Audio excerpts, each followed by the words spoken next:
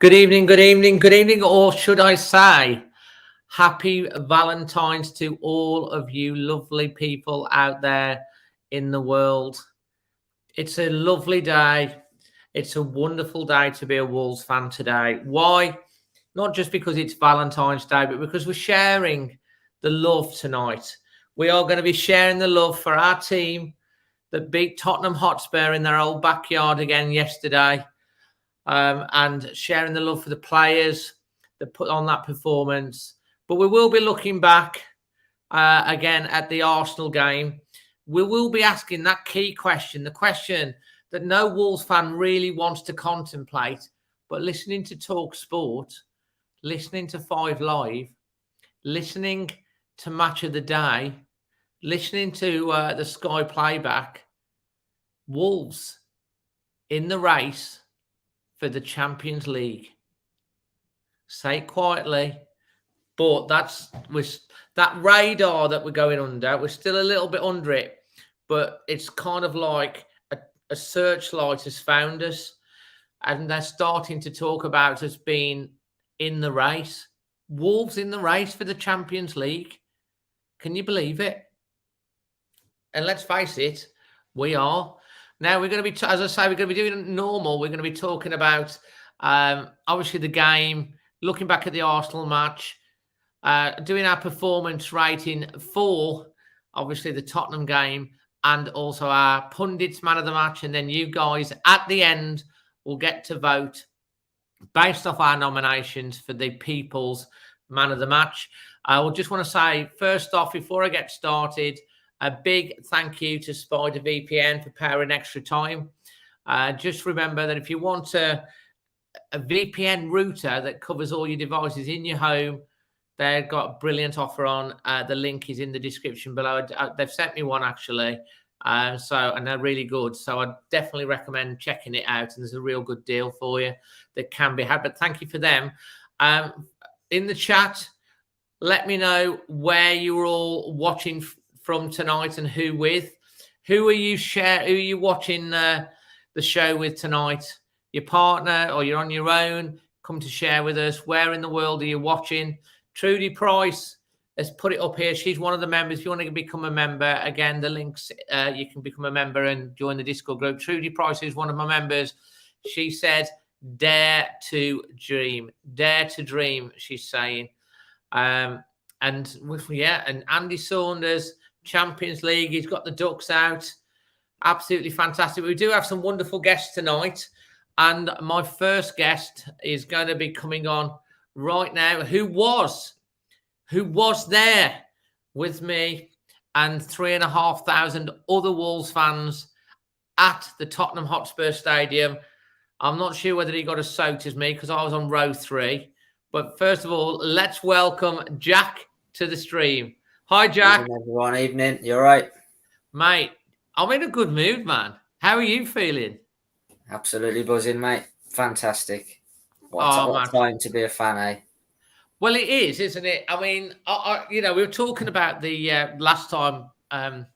We were talking about the Arsenal and the Tottenham games. And I kind of said if we get 4 points, that wouldn't be bad. We got 3.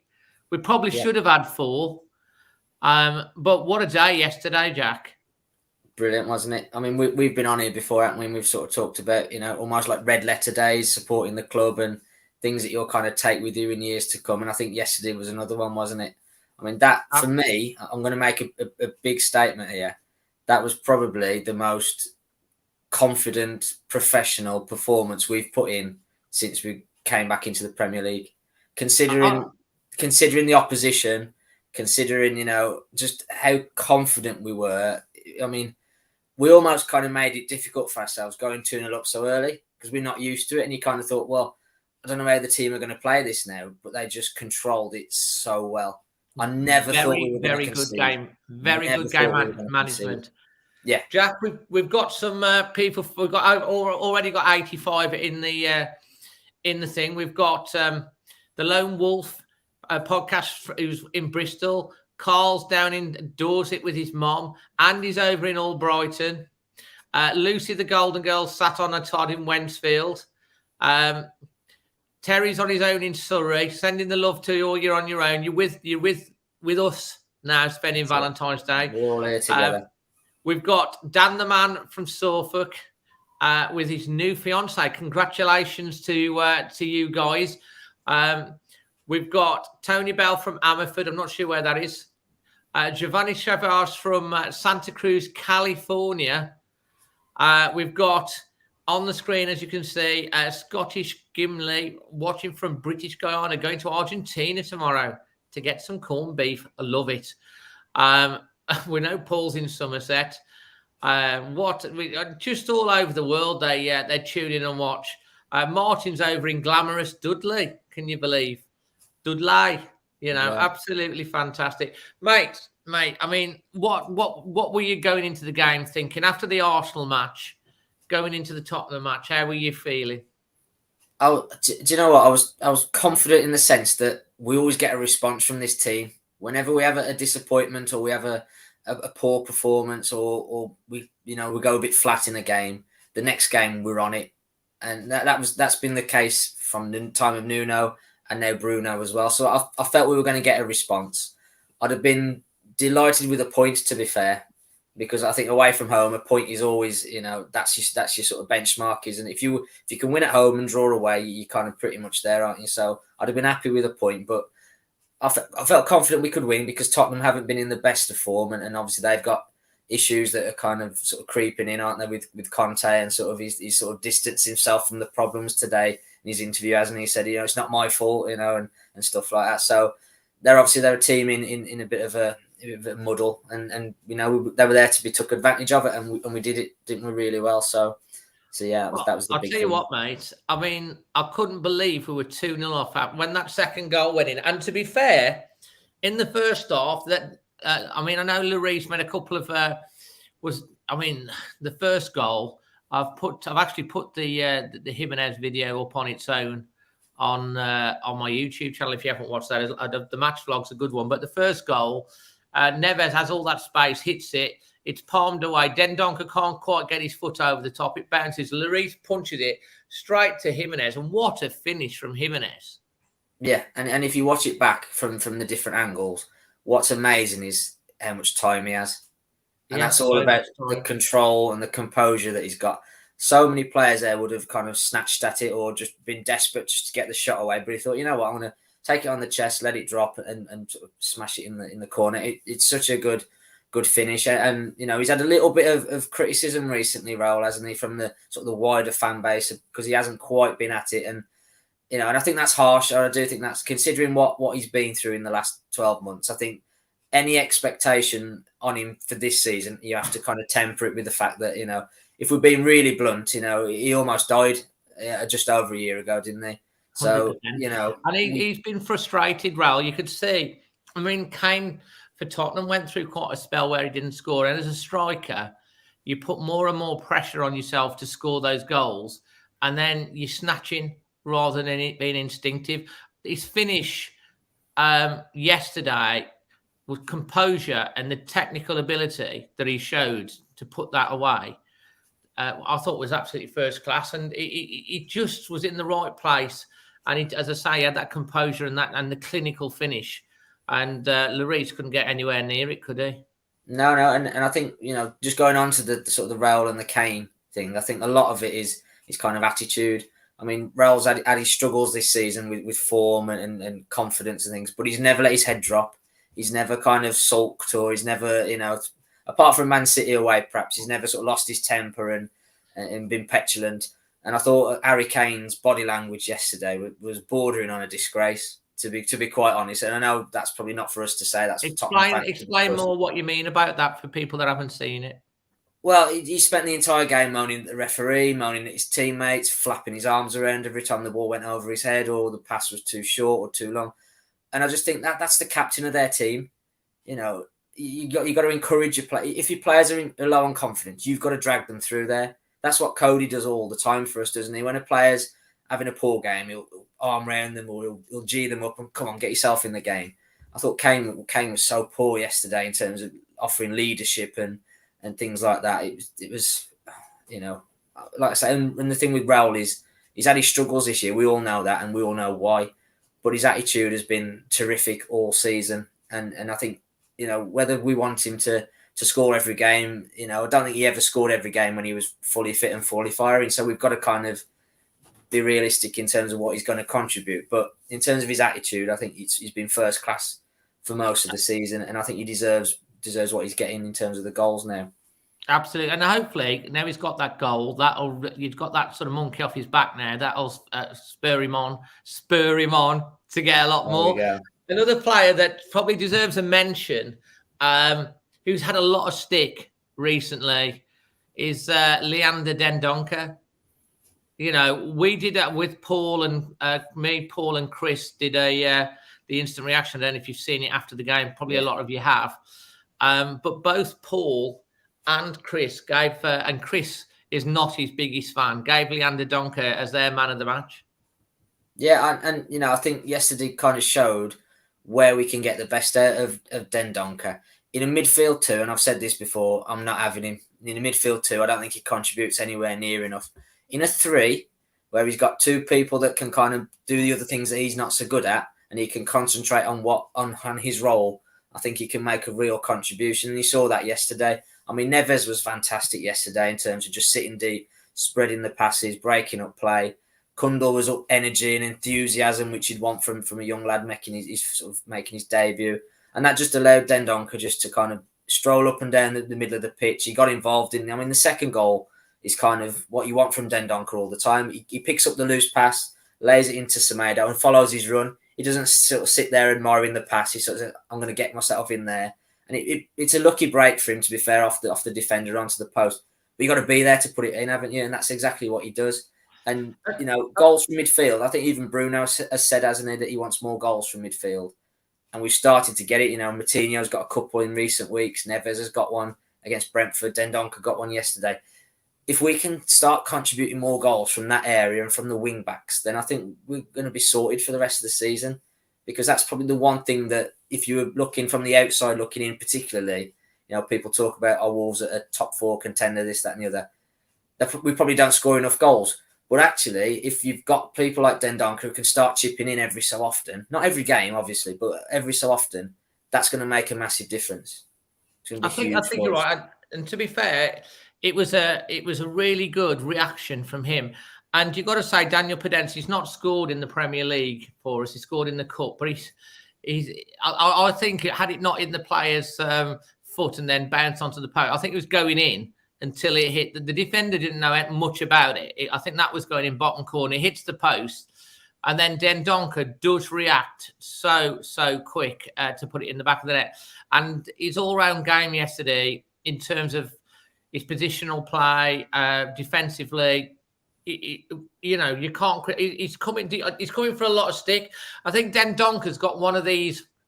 He's got a very sort of casual running style, and he kind of looks sometimes a little bit lazy, but it's how he runs.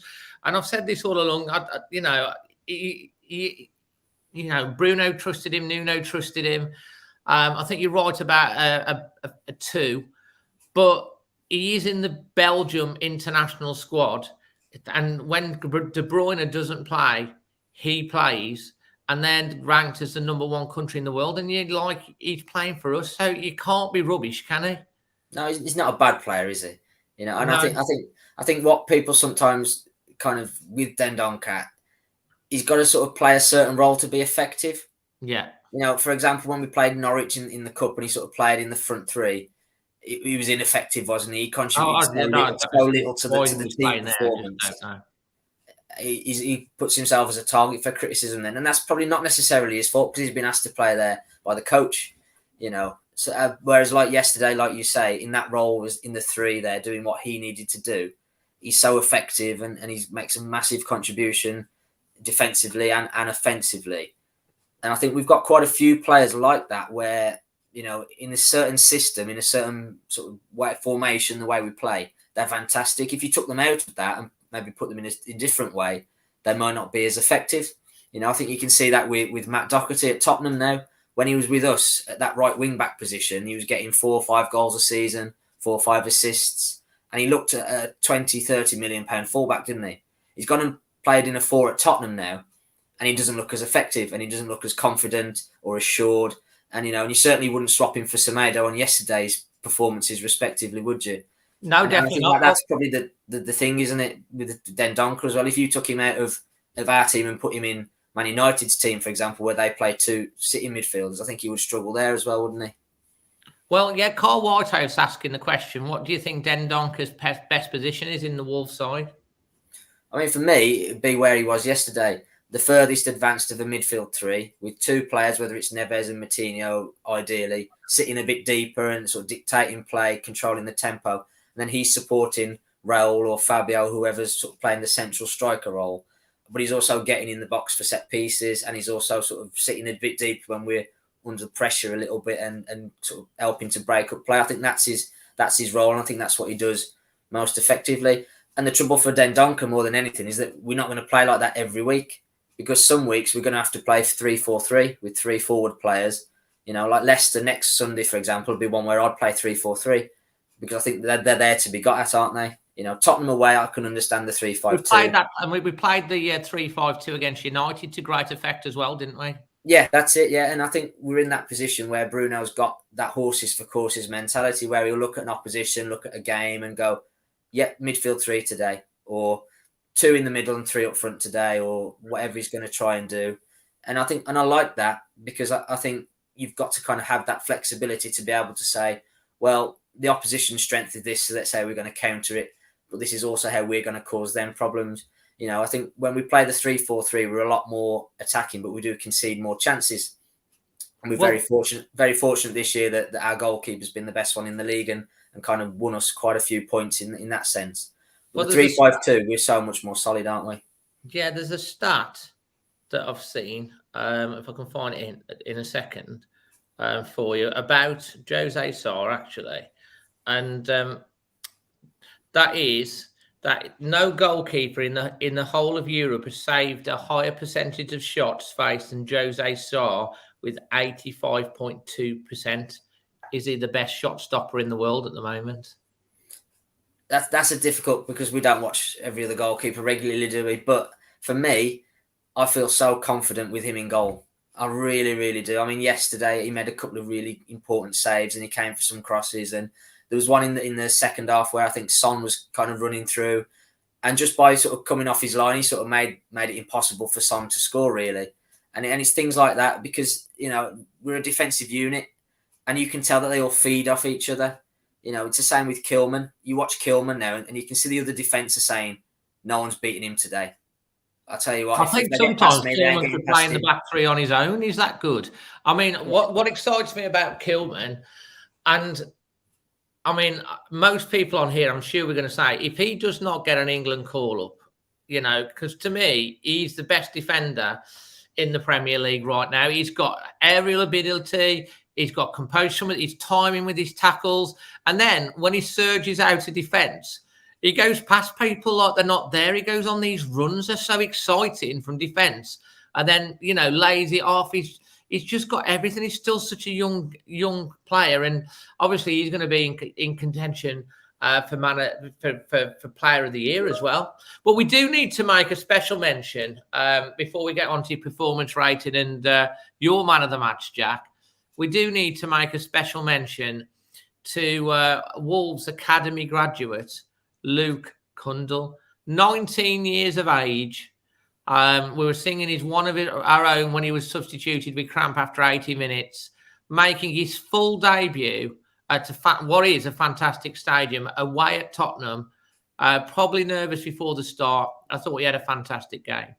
He did. I mean, you could tell he was nervous first 10, 15 minutes. I mean, I think the first corner that he took didn't beat the first man, and he sort of shook it off, didn't he? And looked a bit disappointed in himself. But I mean, I said to my friend earlier, if you were to watch that game as a neutral and someone said to you, right, pick out the guy making his Premier League debut, you'd struggle to pick out Cundle as the one that was doing it, because once he grew into it, he was very, very assured.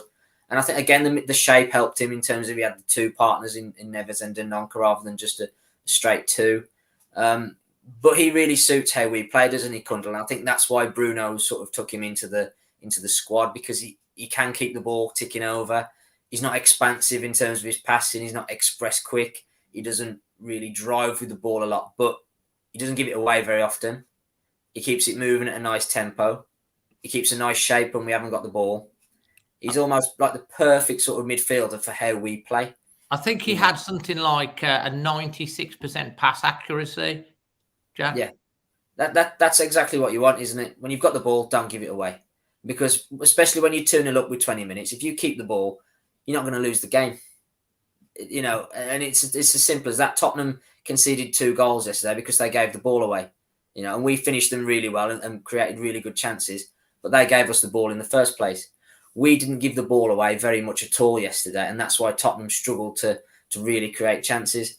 The thing with the Premier League is, in general, is that teams are very good at keeping the ball. And if you give the ball away, you might not get it back for a couple of minutes.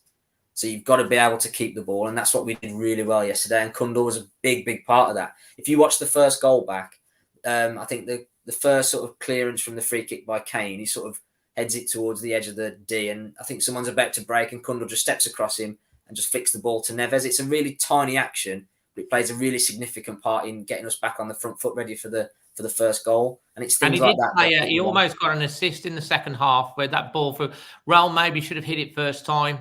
He just the defender and the keeper just did enough, didn't they, to keep him out?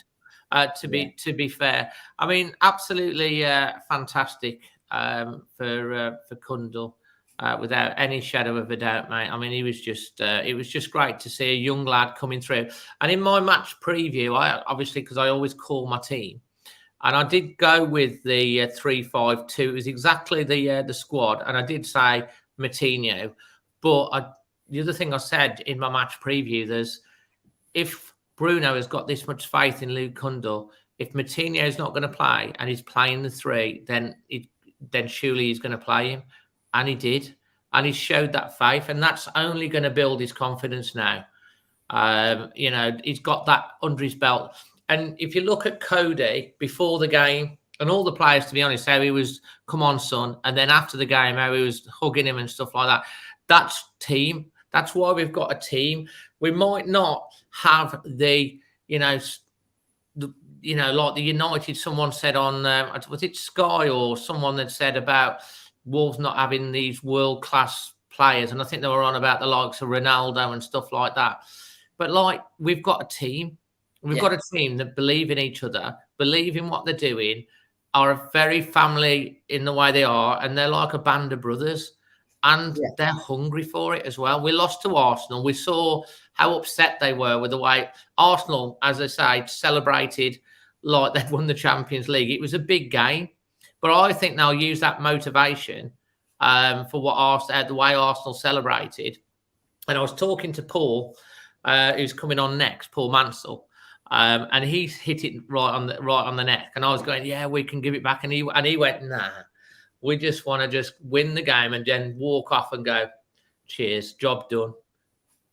Yeah, that's it, isn't it? I mean, I think, like you say, it's great for us in terms of, people like Cundle coming through and Totti as well in recent weeks, because, you talk about the small squad. Well, what that allows you to do is develop these players in-house. You think about Cundle, right? He's been on the bench probably 20 times this season before making his debut. And that experience, not playing, but being part of the squad and warming up and sitting on the bench in those big stadiums, that's huge experience. And we did the same with Kilman a couple of years ago, didn't we? When he first came from Maidenhead, he sort of sat on the bench for the second half of the season and didn't get a kick. And you're kind of thinking, who's this guy? But they're building his experience, getting him ingrained in the squad, learning how we play, so that when they come in and step up for the debut, they're not coming in from the cold. They know exactly what the team does. They know exactly what their role is going to be. They know how they want the game to sort of pan out. And if we go 1-0 up, this is what we do. If we go 1-0 down, this is what we do. If it's 0-0 with 20 minutes to go, this is what we do.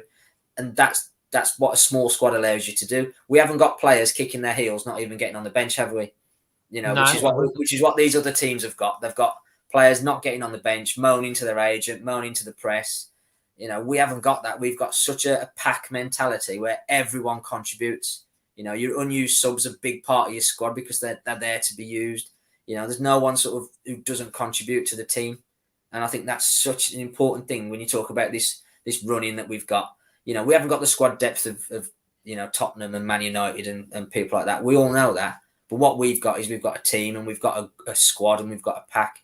And that counts for so much when the pressure's on. And belief as well. So, Jack, just to finish off with 3 questions. Go on. Performance rating for, well, we've put Park Arsenal. Performance rating for Tottenham. Man of the match. And are Wolves going to make Champions League? Are we going to get 4th? Right. Performance rating for yesterday, I'm going to give it a 9. 9, yeah. Yeah, I thought, like I said, I thought that was probably away from home, that was as confident as we've been in a long, long time in terms of closing out a game, clinical, efficient, professional. You know, it's difficult to kind of find fault. You know, you could easily say we could have had a couple more goals as well. That's probably why it doesn't get a 10. But man of the match, I'm going to have to go Max Kilman. You know, I thought he was imperious. I'm going to use that word. There's 1 point second half where I think it was Kane was sort of almost through on goal, and Kilman just catches up with him, sticks his leg out, nicks the ball away from him, turns and carries it 30 yards up the pitch. And you're just thinking, you know, if that's Van Dijk, for example, for Liverpool, that's being shown from 30 different angles on Match of the Day and this, that, and then they're doing all the things with the touchscreen and going, look at this is brilliant. You know, this is Max Kilman we're talking about, you know, someone who 3-4 years ago no one had ever heard of. And look at how he's playing now. It's phenomenal. And like you say, that England's call-up, if it's not now, it's going to have to be at some point, isn't it? Because he's just too good. I think he's got to be called up into the squad. I mean, Wolves have the second best defensive record. Kilman's a massive part of that. Yeah. You know, he's I mean, even, you know, if he isn't, how can he not be called up? You'd think he's got to be, but we'll wait and see. Yeah. And the final question about the Champions League, I think, can we? Yes, we can. Will we? I'm not so sure. I said to you the other day, 7th, I think, is probably where I think we'll finish, and I'm going to stick with that. I think what we've got to be really careful of is, you know, 7th for us is still a phenomenal season. You know, we came 13th last year, you know, and we're all disappointed with that. You know, the board were disappointed with that. The squad were probably disappointed. You know, all this talk about pushing for 4th and 5th and all this, don't lose sight of the fact that 7th place would still be fantastic for us. You know, let's be really clear on that. You know, 7th place is a great achievement in his first season for Bruno and for this group of players as well. And, you know, fingers crossed 7th place might even get you into the Europa Conference League, I think, which would be nice. You know, so let's dream and think about the Champions League, but let's, you know, not sort of, you know, look a gift horse in the mouth, if you like, and be disappointed with 7th, because that's still a really good position to be in. Fantastic. Well, there you go, Jack. Thank you so much for your contributions. As always, much appreciated. Max Kilman, his nomination, Pundit's nomination for Man of the Match. All the best, Jack. Thank you. Take care. See you later, everyone. So that's Jack. Next up, we have a friend of the show, Paul Mansell, who you probably, if you haven't watched it, why haven't you watched it? Paul and Chris were on my instant reaction after the game yesterday in the pouring rain. Go check it out if you've not already watched it. Paul, how are you feeling a day on? I'm still on a massive high. Like, if you could bottle up and this feeling and sell it as a drug, you make an absolute fortune. What your team can do to you when you're flying high like this, it's I've seen a lot of people in the comments as well, you know, saying that they're still on a high, and yeah, that's exactly how I feel as well. Oh, well, mate, I still am as well, to be honest. I mean, it was late getting back. I got the match vlog out. I don't know if you've seen it or not. But, like, you know, it was kind of surreal after about 18 minutes when the second one went in, because we were all, like, obviously disappointed with the Arsenal game, not being able to break them down, not getting at least a point, which I think we deserved.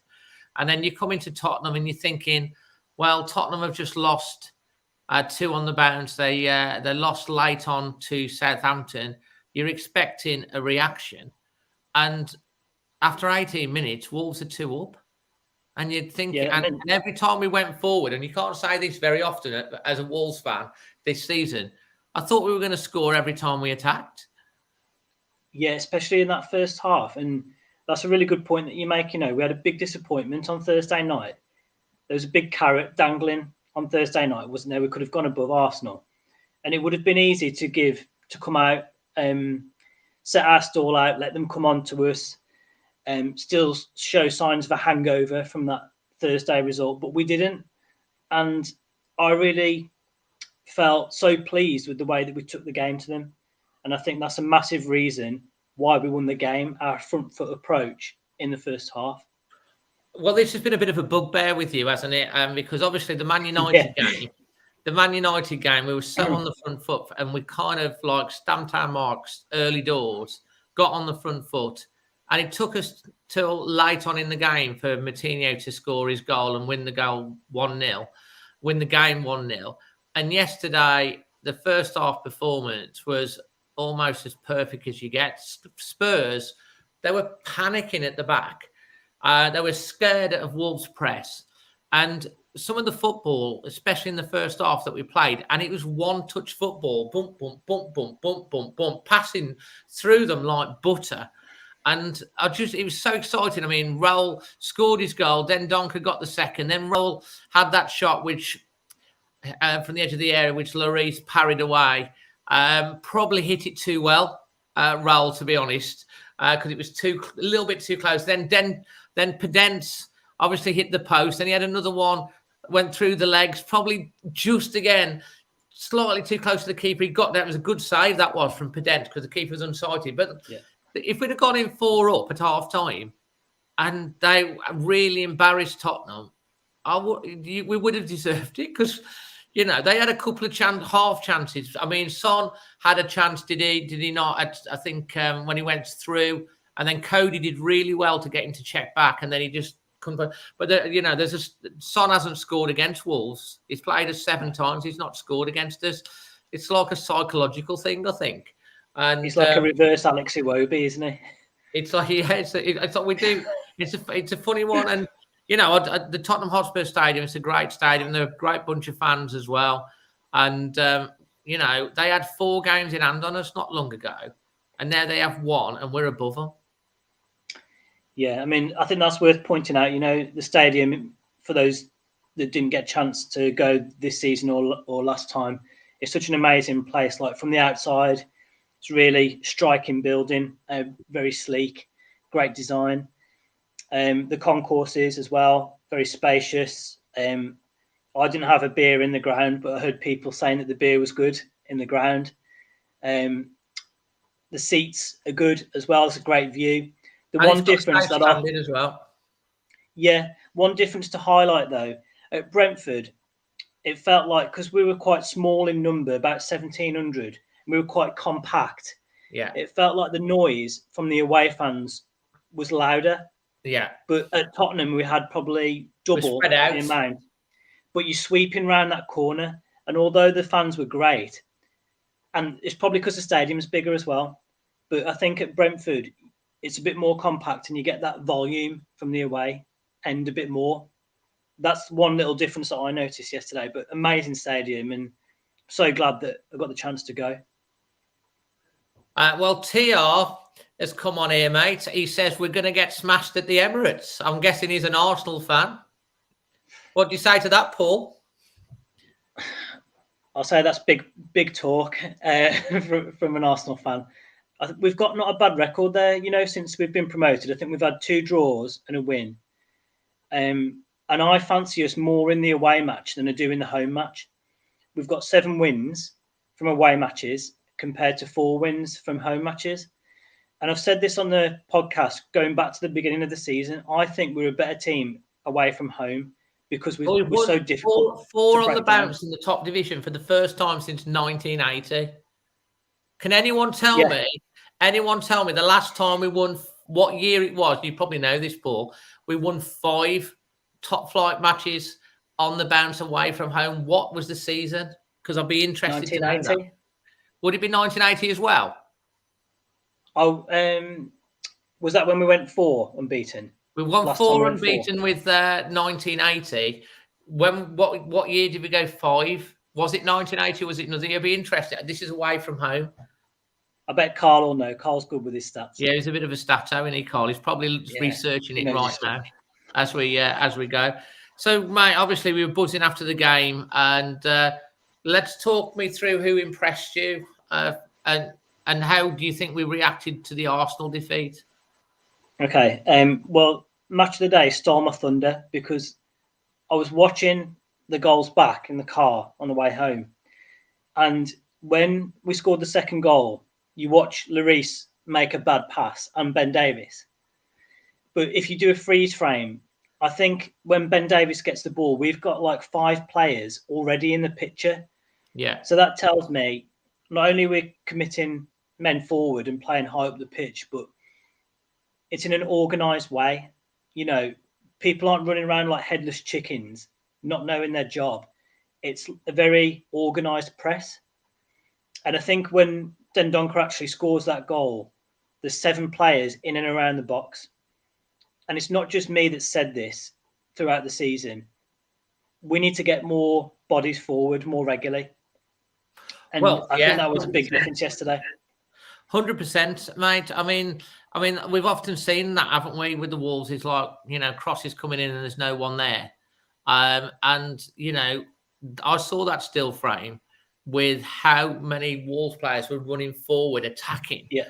And, when you think Wang came on for 10 minutes at the end, you've got Neto coming back.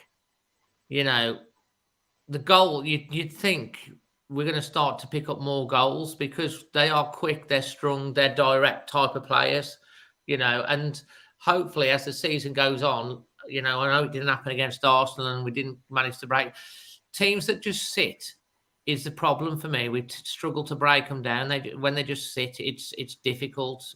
We just lack that little bit of clinicalness or inventiveness. But when teams play against us, we're so clever with how we spring forward into the attack. It's because they're well coached and they all know their job. And that's really evident from the way that we play, especially away from home. But you're right. We've only scored 8 goals at home all season, which is the lowest, I think, in the division. Maybe not apart from Norwich. 5 of those 8 goals have come against Southampton and Newcastle. So can you imagine if we'd scored, say, 14 goals at home? We'd probably already be in a Champions League spot by now. So what he's got to try and do is, I don't want to use the word solutions because we had enough of that last season, but he has got to find... Solutions is last year's word. Yeah, he's got to find a way to score more goals at home, starting hopefully with Sunday. Well, it's a big game, isn't it? I mean, I said this after the game. We've got to back it up now. We've got to back it up. And Leicester, looked a lot better second half against West Ham. They've not had the season their fans were expecting. But we've got to back up that win against Tottenham by beating Leicester at home. And then we go away to the Gooners. And the Wolves, the problem is that Arsenal's celebrations is such a motivation now for Wolves going. They're going to really want to turn them over at the Emirates. They'll be so focused for that game. And then we follow it up with West Ham. We're 4 points behind West Ham. And they're in the Champions League places with 2 games in hand, Paul. And we've got to play both. If we get results, 6 or 7 points out the next 3 games, I think it's game on. Definitely. And I really agree with what Jack said. He said that we can do that. We can get into the top 4. But ultimately, if we finish this season in 7th position, that's still a massive achievement when you consider the lack of money that we've spent. We lost our manager in the summer who, worked wonders for us. 7th would still be a fantastic achievement. But you're right, 4 points behind West Ham, 2 games in hand, one of which is Watford at home, which I would like to think you would target that for 3 points. And I think West Ham will be more worried about us going to them in 2 weeks' time than us worrying about them, because I think we totally dominated them at our place as well. We did. And Bruno Lage, in his aftermatch, he says, I don't care where we play or who we play or how they play. We go and play our game to win. it's all about mindset. I mean, my research at doing my studies and that's about mindset. And I know there's statistically more wins in home matches than away matches, but why should it be that different? The pitch nowadays at this level is the same. I think you should go there with the mindset of doesn't matter if we're playing home or away. We've got our 11 players who can go there and win the match. And I really like what he said about that. We got a female Wolves fan on here, Deborah Taylor, says, if you're going to dream, then dream big. This is going to be our season. In my opinion, top 4 is within reach. Yeah, and I think that's building on what Deborah's just said there. If you look at the teams that are above us immediately, so that's West Ham, Arsenal, Man United. We've beaten Man United and West Ham. Should have got something against Arsenal. We're not scared of them anymore. I think Liverpool and Man City are at a different level. Yeah. But we're not scared of them either. But can you imagine if it goes down to the last game of the season at Anfield and we need to get a point or something to qualify for the Champions League or something like that? Can you imagine? Well, hopefully they'll have nothing to play for because, they're going to finish first or second, and it's probably going to be second, isn't it? So that will probably be done and dusted by then. So, when you compare the teams that are just above us, then why not? Are they that much better than us? No, I don't. If they are better than us. Well, yeah, absolutely, mate. I mean, it's going to be an interesting one. But Leicester are a bit of a bogey side for us, aren't they?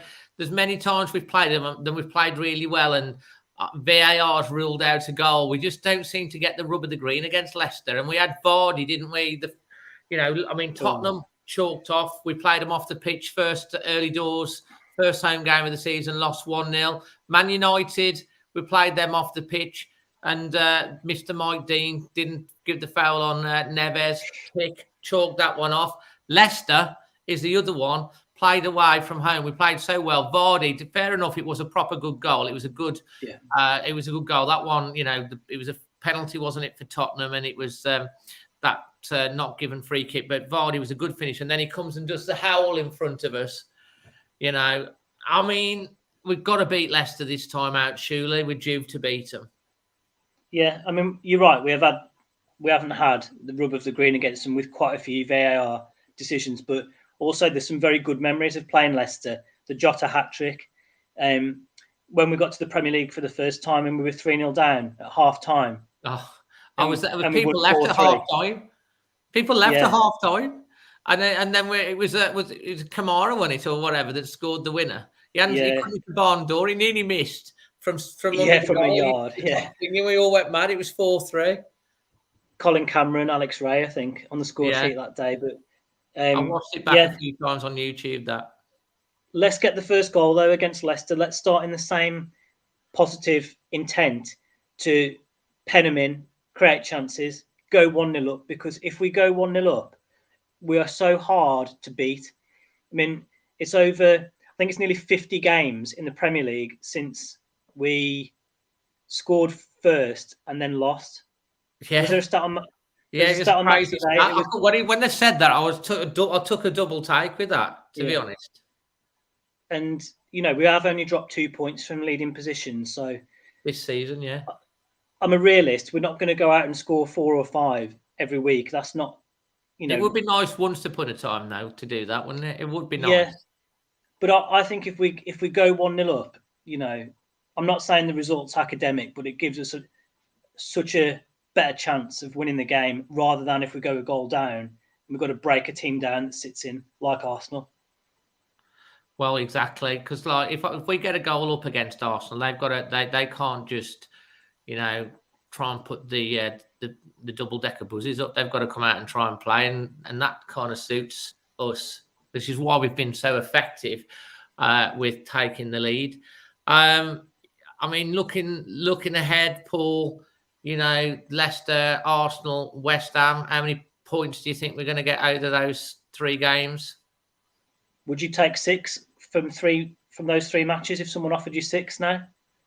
I think so. I think if we won 2 and lost 1, I think, if you're getting more than 2 points a game, or you're getting 2 points a game. That's top two form, isn't it? Well, it's a bit better than, not quite maybe, but in the Premier League, but in most divisions it is.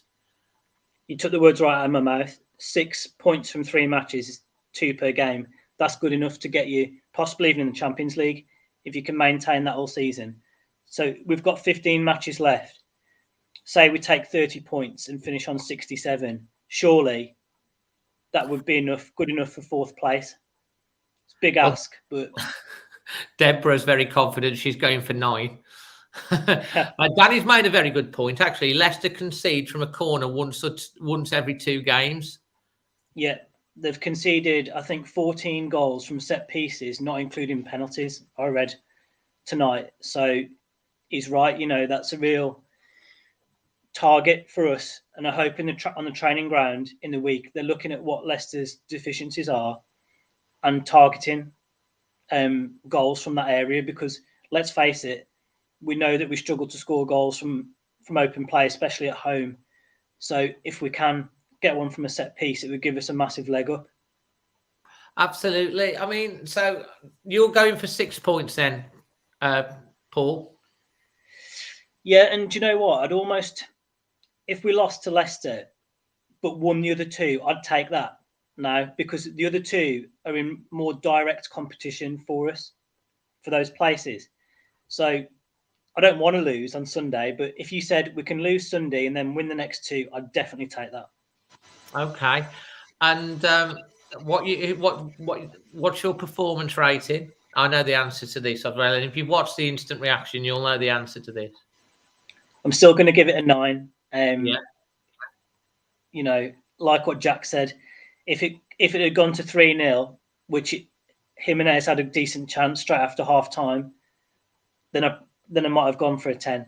Yeah, I get the only 10 I've ever given in all the times I've done my instant reaction was the West Ham game, was the Man United game, because it was a complete performance. I gave it a 10. Yeah. So I'm sticking with a 9. I agree with what you said and Jack about Max Kilman. He was outstanding, but I still stick with Dendoncker as my man of the match. Not just for his goal. Dendoncker. His overall play was exactly what we've needed to sign in the transfer window.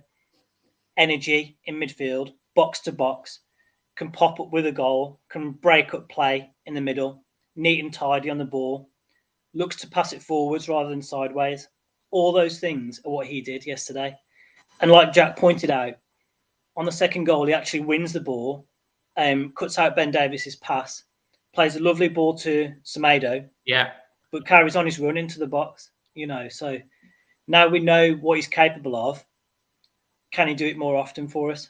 Well, that's the thing. If you could get these sort of performances out of every game, he'll win round his critics, wouldn't he? His crickets.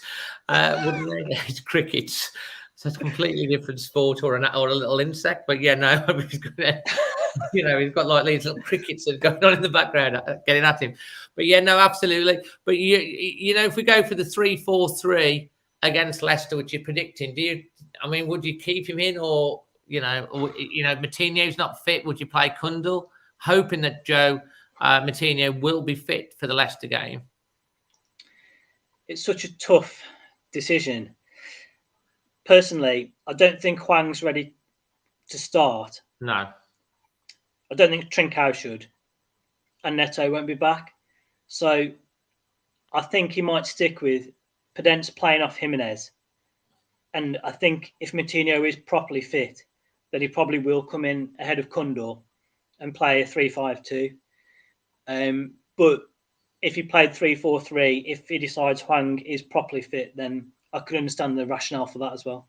I don't think he'll start Hwang. I don't giving him 10 minutes. I think next time he'll probably get more like 25 to 30 minutes. If he's going to play the 3-4-3, he'll Trincao will start for sure, you would think. It'll be interesting as well. Obviously, the wing backs have got we've got 3 big games in the space of 7 days, pretty much more or less. The wing backs, how he uses the wing backs. Does Johnny Otto get some game time? Ain't Norrie I think offers more going forward than Mansell does. But obviously, energy levels for the wing backs are quite key. Semedo, I've been really impressed with him this season. His positional play defensively is so much better. You can see that Bruno Lage and the team have been working so well with him there. He made some good interceptions. He made a good tackle when Tottenham were through. I've been so impressed with him. And also, he's developed the composure at the other end. He picks out Daniel Pedence for that shot. You know, you're starting to see why we paid the money for Semedo. Now, I know people haven't quite warmed to Trincao. I'm one of them. You see flashes of what he's capable of. Maybe he's a second season man, because it looks from like there's going to be some sort of deal with Barcelona with Ardama going one way and Trincao going the other way. It looks as though they're going to take him in the summer. So, but it did take Semedo a year to adjust. So maybe Trincao will come good in the second season or towards the end of this year. I don't know. It's a good point what you make. And the guys that didn't get to go to the game yesterday or didn't see it on a stream, Trincao had 5 or 10 minutes at the end. He went on a great run. He did. Near the end. And he really showed a great change of speed. I think he nutmegged someone. So we're all frustrated because we see those flashes. We see that he is a skillful player. We see that he has got a change of speed. We see that he has got a decent left foot. He does contribute in terms of the press inside as well. But on the same token, we're all frustrated because he hasn't got a goal in the league. He hasn't got an assist. And the Arsenal performance summed him up in a lot of ways. When he's crossing, let him down. So maybe we shouldn't write him off completely, because like Semedo, he might come good in the second season, but whether they're signing him or not, I don't know. I mean, maybe an option is to try and take him on another loan. I don't think Barcelona are going to buy that, are they? If he's not going to play in their team, though, unless they just want a proper permanent deal or nothing, it could get him off their wage bill. I don't know. I think at the moment, I'd probably look for an alternative. But like Semedo, maybe he could come on strong in a second season. Well, yeah, I think Semedo's definitely run people round this season. I've been really impressed with him. I think someone said he's the low-key. Dinny said Semedo is the low-key player of the season for him. Mate, we haven't done yet. I think we did your performance ratings. So to finish off your segment, because I know you've got to go and pick up your little one. Man of the match. Just in the time. Yeah, I'm going to be late for scouts. Yes, I stick to Dendoncker as my man of the match. Performance rating 9. And roll on Sunday. I can't wait for the next game. And me, mate. I'm looking forward to it. Mate, thanks for coming on. Go off and pick your little one up from scouts. I'm going to be in trouble. Just blame Dave. Yeah, I will. Okay. I realised before you did. I need to set an alarm on my phone next time. Nice one. All right, mate. Catch you later. Get yourself cheers. off. Cheers, everyone. See you soon. Absolutely. As always, from Paul, brilliant. So we've got 2 more coming on with us. We've got Giuseppe, and to close the show tonight, we're going to be joined by Josh, unless Sam gets back in time. But Josh, you'll be on after Giuseppe. Giuseppe, hello. Tell everyone where in the world you are. I'm sorry? Tell everyone where in the world you are at the moment. Wolverhampton. And you are from? Obviously, I was born here, but obviously my parents are Italian. It's fantastic. And what do you want to say about the last 2 matches? Well, I wasn't very happy with the Arsenal game. Obviously, I was there. I was in the southwest corner because obviously I could see it from where I was sitting. Yeah. You went to the game? I'm sorry? You were at the game? Yes, I was, yes. Fantastic. And obviously, where I was sitting, it should have not been a goal. It should have not been a goal.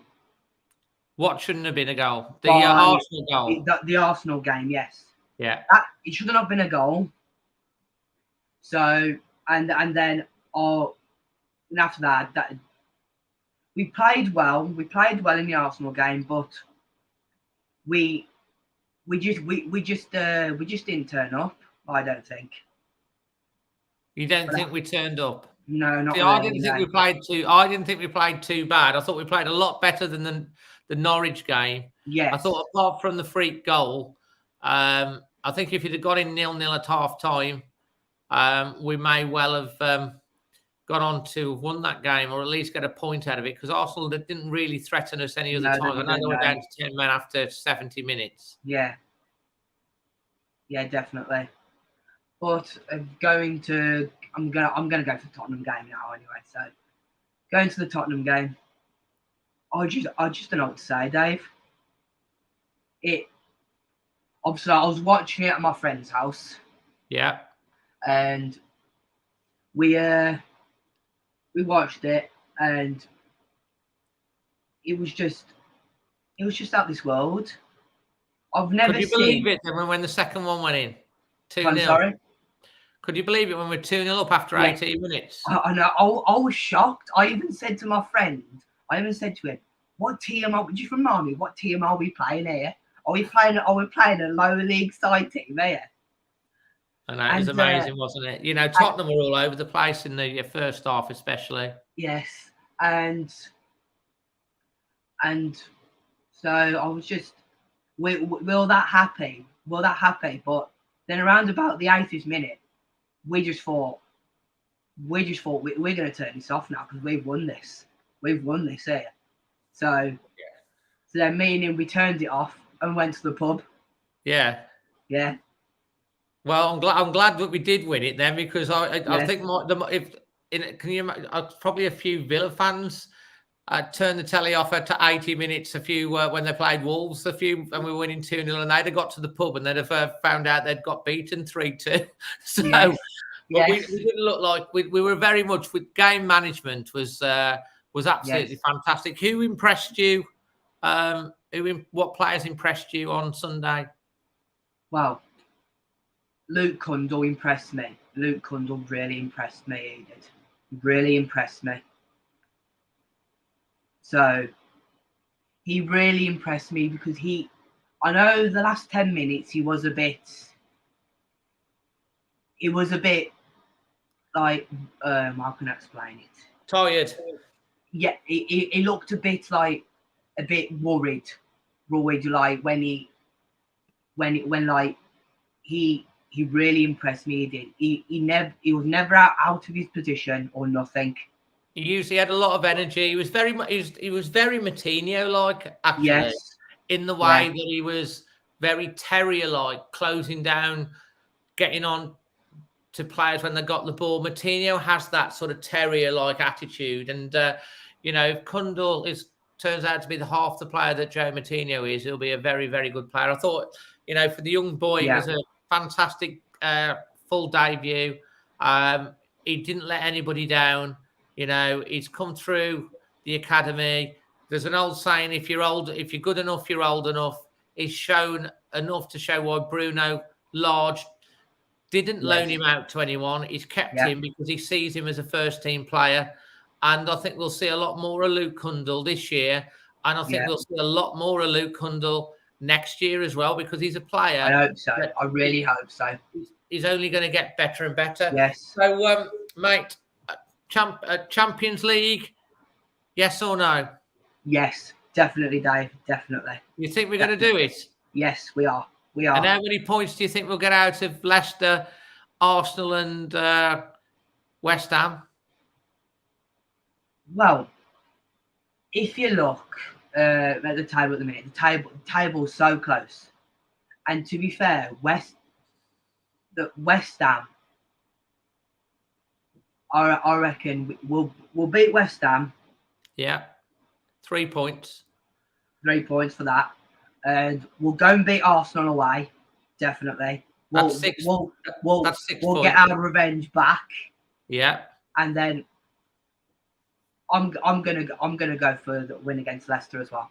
Crikey! So you're going to go for a full house, 9 points. Well, if we do get 9 points, then Champions League people will definitely not be under the radar anymore. In fact, the radar will have fell over down a cliff, and be rolling somewhere towards the south coast of England because there's no way we'll be under the radar anymore. But after that comes its own pressure.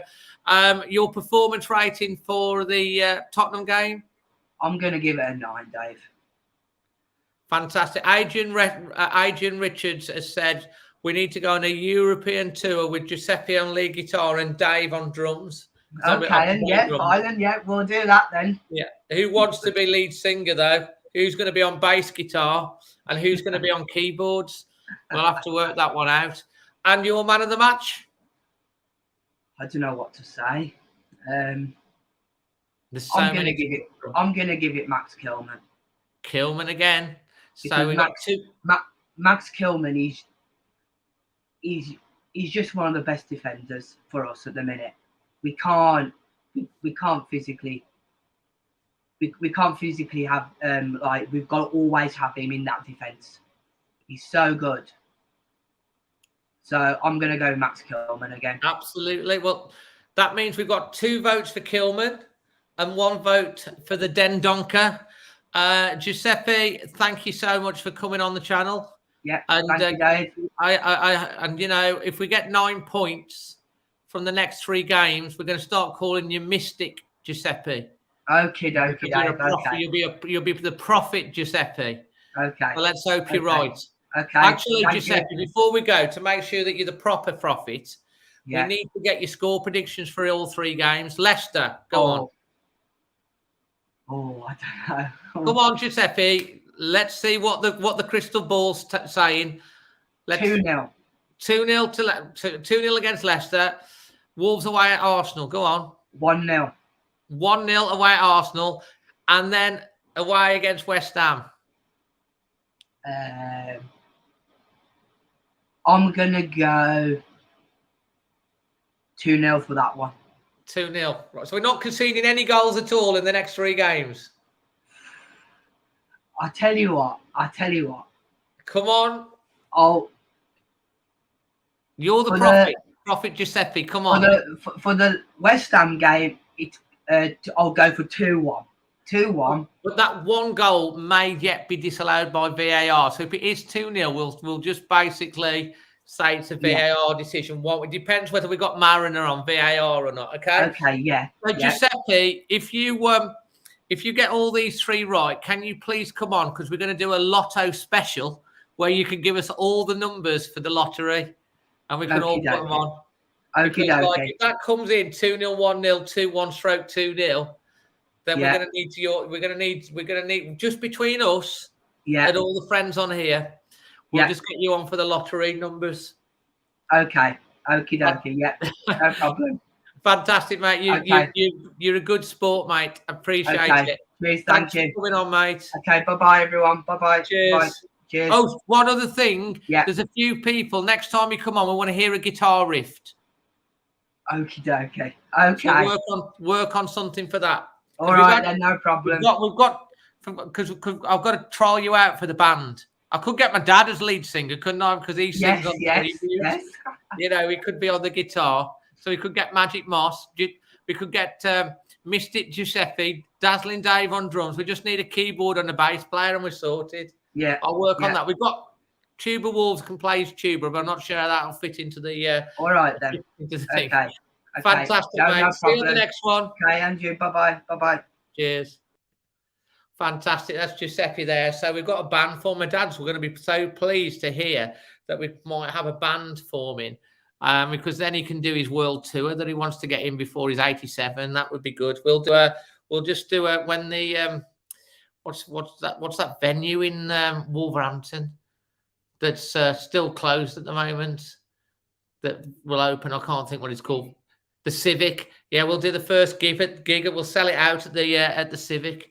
So fantastic. Adrian says he's got a whistle. Fantastic. Brilliant. So bringing up on last for us today, last but not means least, unless Sam turns up. Hello, Joss. I'm liking your hoodie, mate. Cheers. Very is it Jack Jones? Yeah. All right. So you like your nice clothes, then that's good on you. Fantastic. Mate, how are you feeling? Oh, over the moon. Absolutely. After Thursday, I was going into yesterday thinking, where's this going to go, as I said. And to be 2-0 up in 17 minutes was an absolute dream. Absolute dream. Where did you watch it, mate? We were at the ground. We went down. You were there? Yeah. Top man. What Did you go with your pa? Say it again. You go with your dad? Just me and my brother, yeah. 'Cause me and my brother got away season tickets and dad's members. Are you a gold or a silver? Gold. It's all right for some minute. I'm effectively like bronze, so I struggled. I've got Paul. I did manage to get to Brentford, but I had a bit of help with that one, thanks to Paul and his dad, Chris, which I appreciate. He's probably watching. But mate, absolutely brilliant. So, whereabouts in the ground were you? And how far back?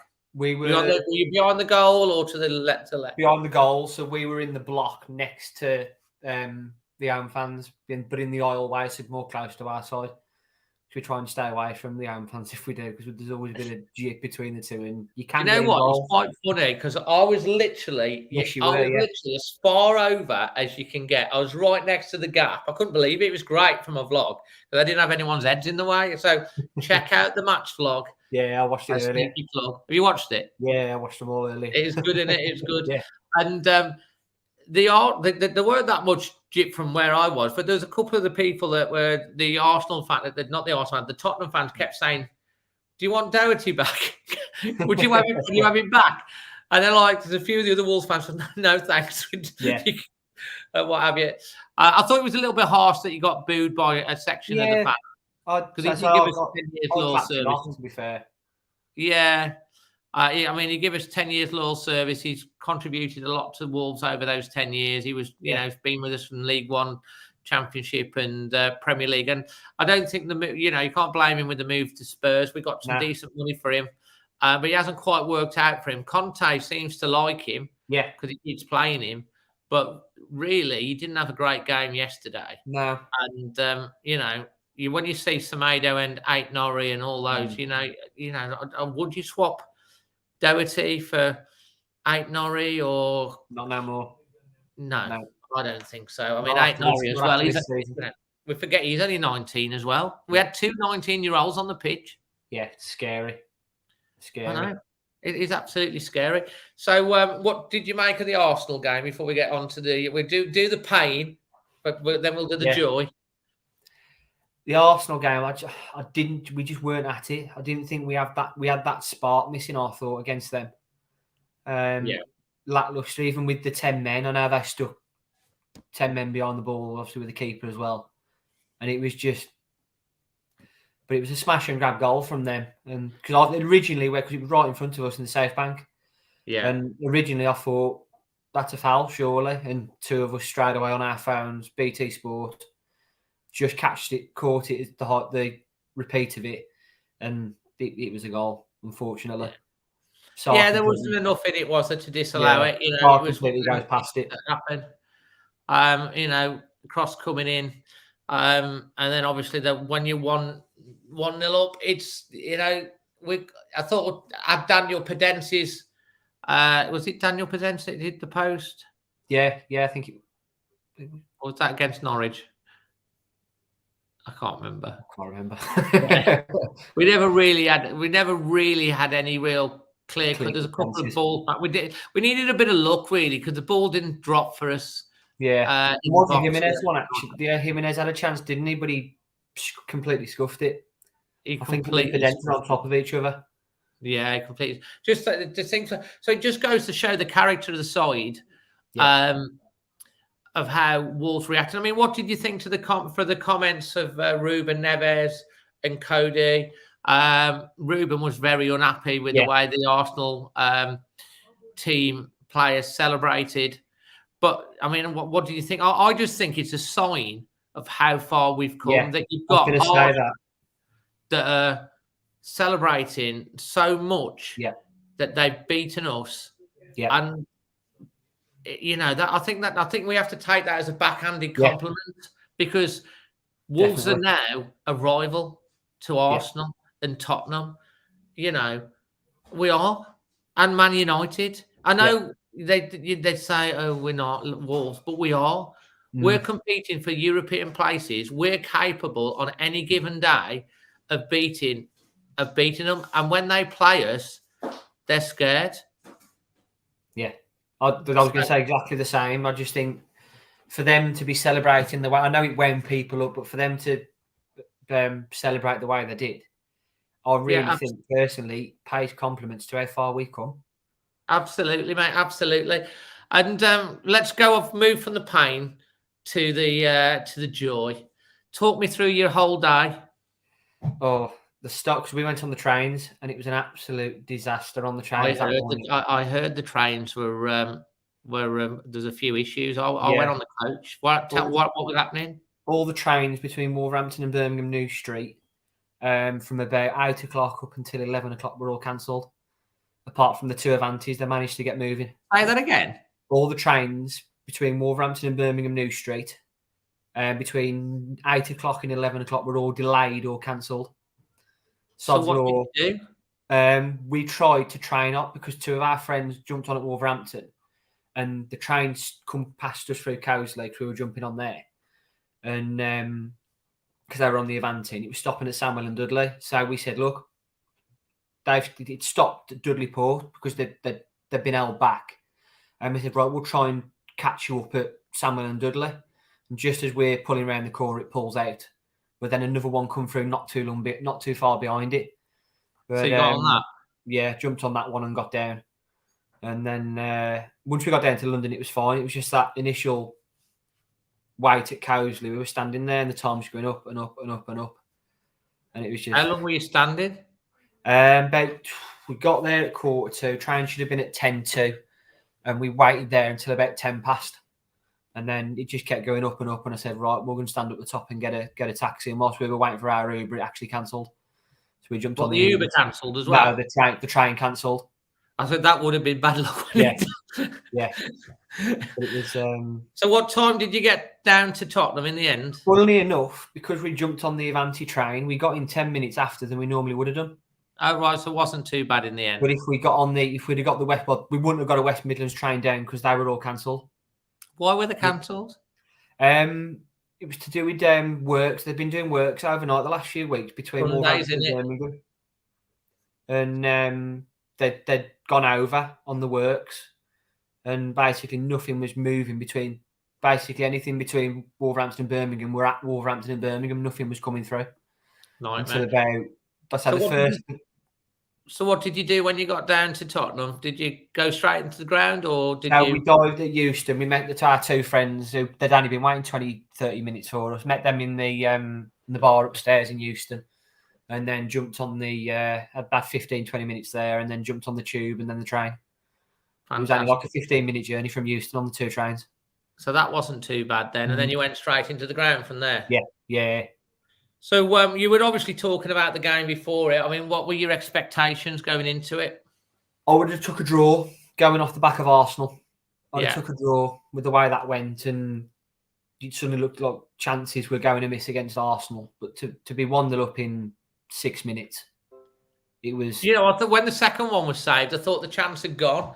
And then it falls to roll. And it's kind of like slow motion initially when it falls to roll. And he just brings it down so well. And it's such a great volley. And then, of course, once that hits the back of the net, top corner, you know, the whole of the Wolves fans are just...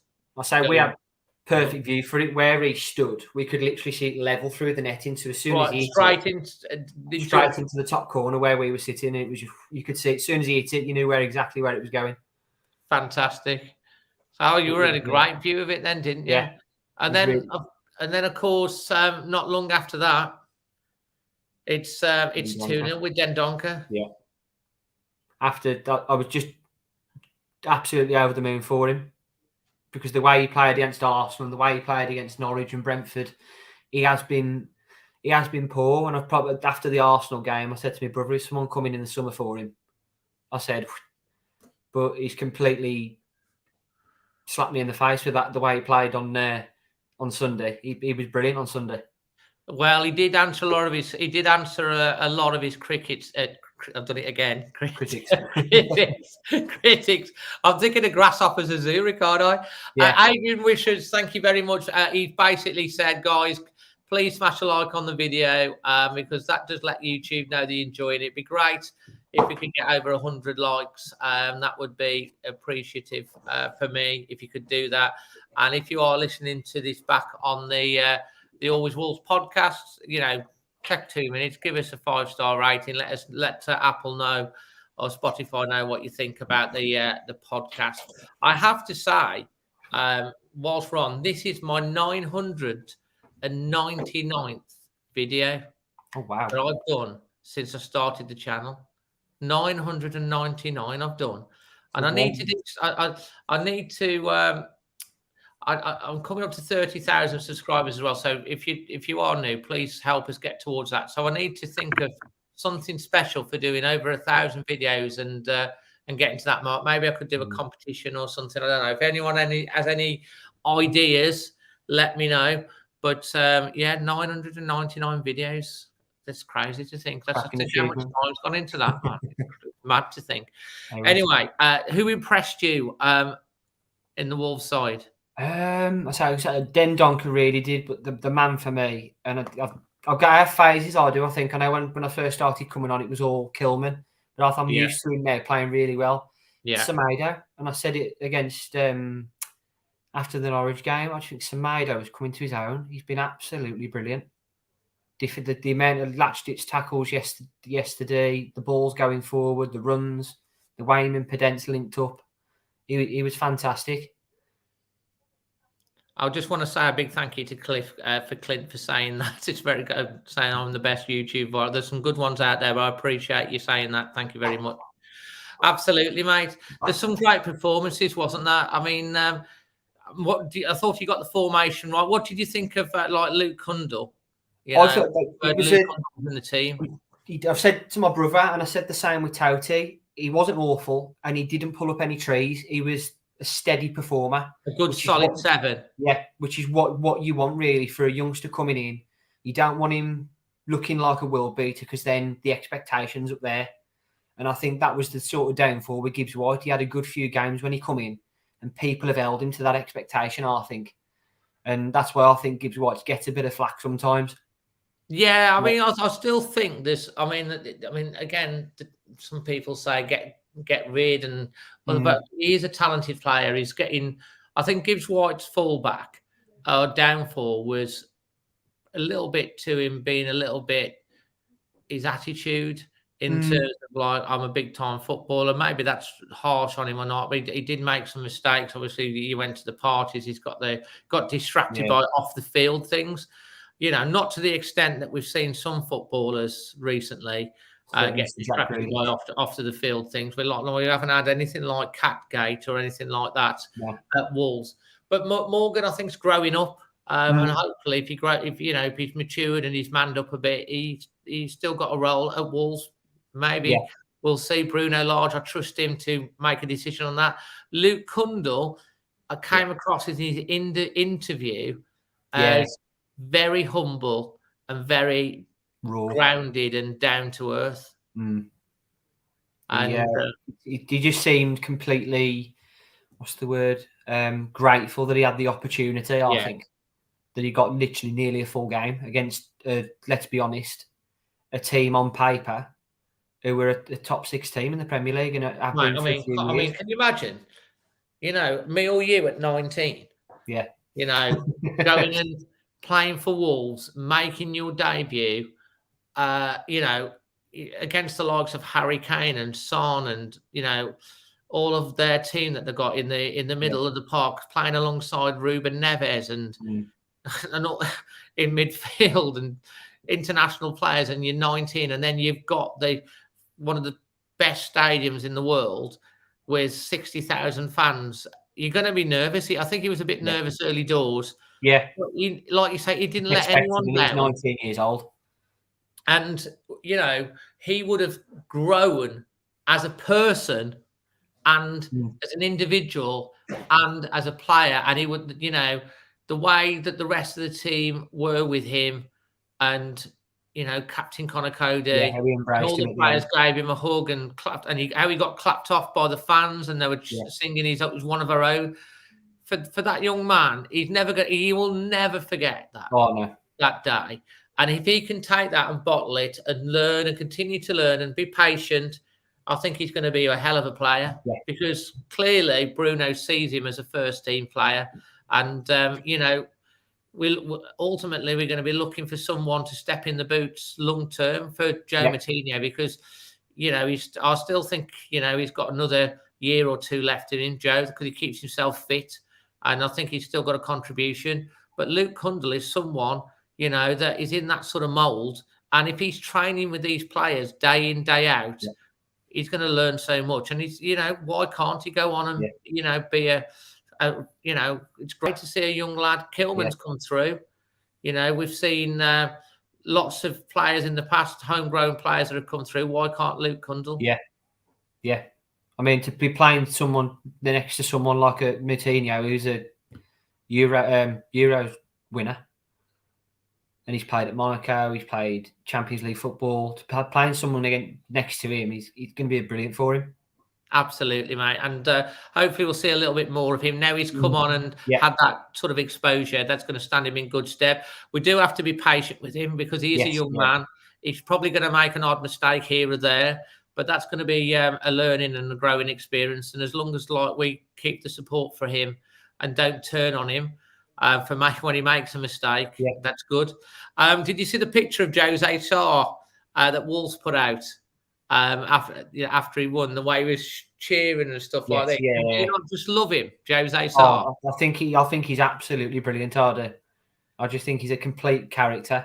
And I've said before, like how people say you've got to be a nutter to be a goalkeeper, and you can see it in him. He absolutely loves it.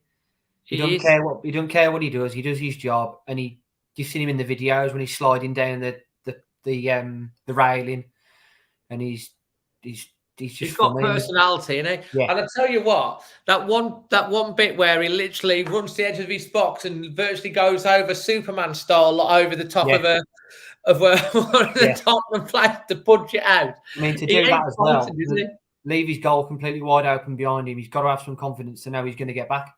And he did drop the ball. What did he try to do that time when he chested the ball? What happened there? He looked like to me, he tried to chest it down and he knew he wasn't going to catch it because it was I think it was moving or spinning. So I think instead of trying to catch it so it slipped out, I think he tried to chest it to the floor and then dive onto it.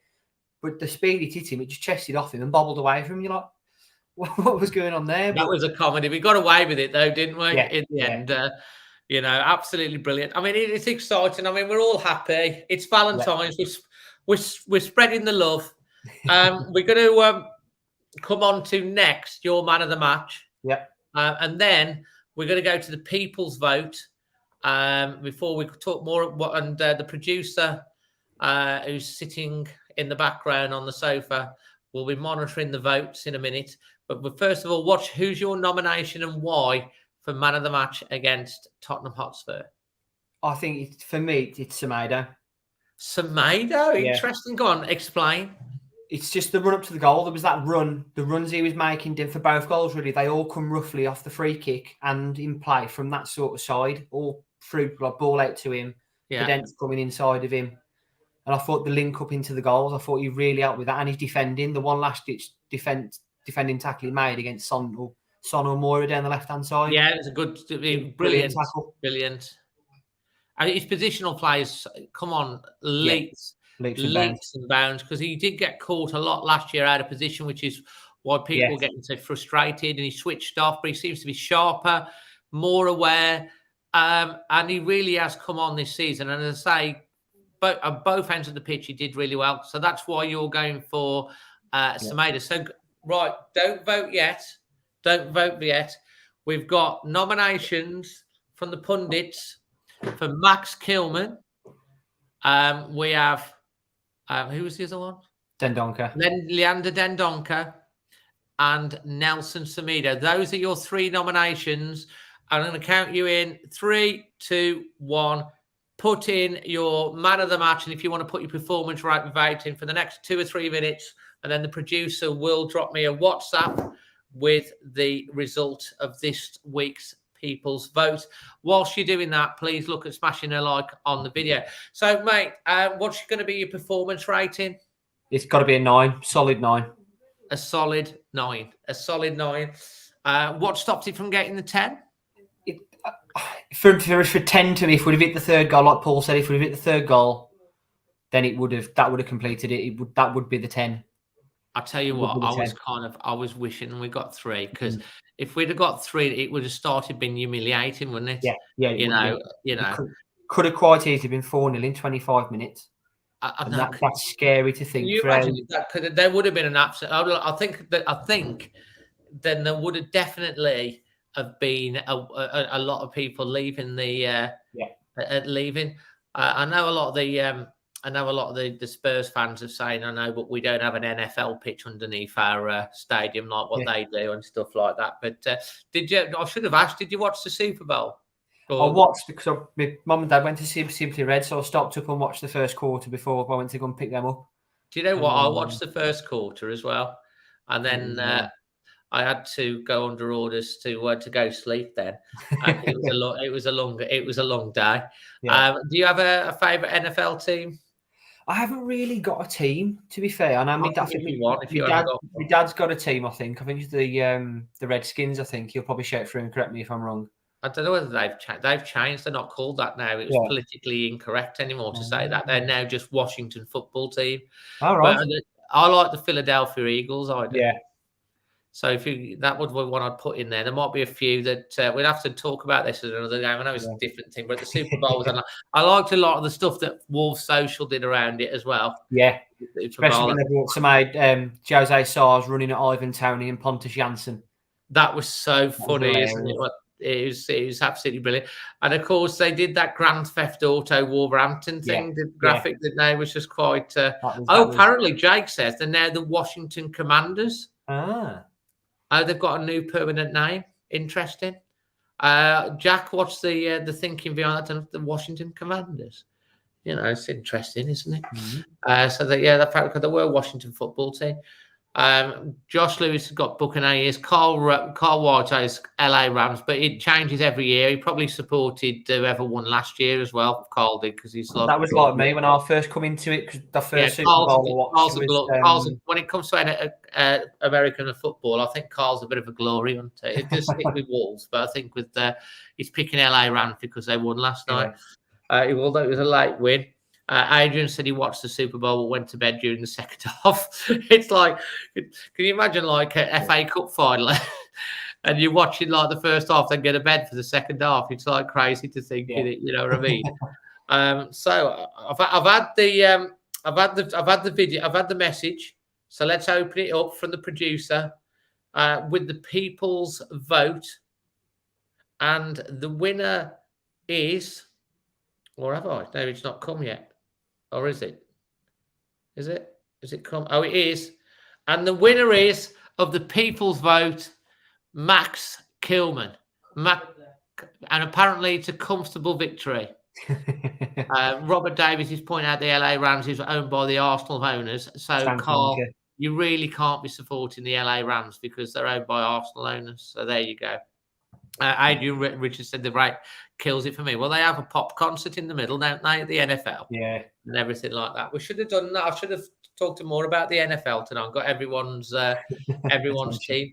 So, Josh, to finish off with, points prediction for the next 3 games. Key games coming up. We got Leicester, Arsenal, and West Ham. And are you going to any of those games? I will be going to all of them. Yeah, I'll be there for all of them. So you'll definitely be around because there will be an extra time after. Oh, no, sorry. No, I'm not going Arsenal. I just realised. Okay. Well, there won't be an extra time after Arsenal because there's only going around to be like. In fact, we won't have had a standalone extra time show for Arsenal because we keep playing them on Thursday nights. It's a new law. We only play Arsenal on Thursday nights. So yeah, go on, give us your point prediction. So I'm gonna go 5 or 7. I'm in the middle. No. You can't go 5 or 7. You've got to go with it. That's kind of like edging your bets. You've got to go either 5. I'm gonna go 7 or 6. I'm gonna go 7. 7. So where are the points coming from then? Leicester 2-0. Yeah. Arsenal 1-0. Yeah. And West Ham 1-1. So, are you after Giuseppe's job? No. as a prophet? Yeah. Can you play an instrument? Oh, we know you can. Yeah. You can play a brass instrument. Yeah. So basically, I can get tuba walls. We could have a brass section. This also. band's building up in it. Yeah. We've got me on drums, Giuseppe on lead guitar. My dad is one of the singers. Craig and you as part of the brass section. We probably need another mid voice. We need a keyboard player and we need a bass guitar. And we sorted. This band's building up really good. So, mate, on the back of that, to finish off on then, are Wolves going to make Champions League? Why not? Why not? Why not? Now I'm not sure whether that's a yes or a no. It's a dream, I think. It's a dream. I think, do you know what, Josh? And I'm kind of the same as Jack, really. It's like, I think most Wolves fans, it's like, yes, we can. Yeah. Yes, we can. We're in the mix, but this is Wolves. Yeah. And we probably will get edged out this year. I still think we're going to finish in the top 6. I think we could finish as high as 5th, 6th, or 5th. I think we'll finish higher than 7th. I think I said 5th, so I'm still going to stick with my 5th, but I think we can. And I think if you're asking us this question and we've got 7 points out the next 3 games, then those odds, someone said they put 30 to 1 on Wolves making Champions League last night. The odds have already dropped. I think if we get 7 points out the next 3 games, and we'd like what Jack's Paul thinking, we've beaten West Ham and we've beaten Arsenal, I think we probably will be 4th after that. Obviously, Man United playing Brighton tomorrow. It wouldn't surprise me.